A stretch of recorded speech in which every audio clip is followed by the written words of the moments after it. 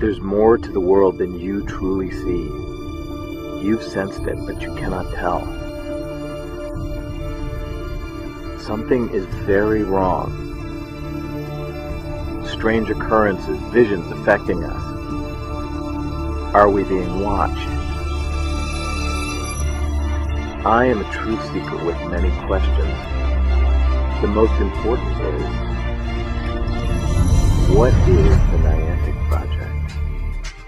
Okay, so now that we have reached this point in the Niantic investigation, I think it is a good time to reflect on what we've uncovered to date. My first step on this journey started with a cryptic email, one of many, that I haven't been able to trace. No message, just a link. It led me to a video on YouTube about a guy who was having problems with his phone. Turned out him having possession of the phone was his biggest problem. More emails followed. Information and data about other people who had come into contact with what I learned was a secret initiative, codenamed the Niantic Project. But what was Niantic all about? Apparently it has something to do with portals, locations that radiate a kind of energy. This professor was giving a lecture on the subject. Maybe the same source that tipped me off was contacting him as well. If so, it looks like I'll never get the chance to ask him. He wasn't the only one to go missing. So did one of his students. Both came into contact with a secretive government agency, the NIA, which supposedly no longer exists. More on them in a moment.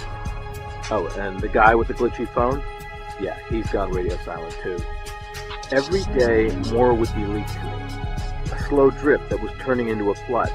That flood of cryptic, intriguing, worrying information continues to this day. At first, I wasn't sure where this was all going. Now, if my suspicions are right, in the words of Bob Seger, I wish I didn't know now what I didn't know then. And what I know now is the NIA. They were hunting for this guy, an artist named Tycho at Comic-Con. Before they got to him, Tycho was ranting about shapers and portals and other dimensions. His art included hidden messages. I've been able to decode some, and where do they lead? Back to Niantic. Back to a conspiracy that is growing not only in size, but also in desperation. Why? Because of me. Me and the anonymous source who so desires the truth to be revealed. I realize I'm being used, but to what end? That remains to be seen. The NIA may yet find a way to muzzle me, but they cannot silence us all. So listen and remember this. Something is very wrong, and it's all around us. It is taking place now, and may trace its roots all the way back to the dawn of man. What the Niantic Project have identified as shapers are behind it.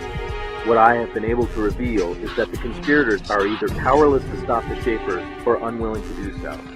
Neither thought is comforting. This site, NianticProject.com, this site is my insurance policy against the NIA finding a way to make me disappear like the others who got too close to Niantic. If I suddenly stop posting, you can assume the worst. And if that happens, it will be up to you to decide what to do next. I've made my choice. What's yours?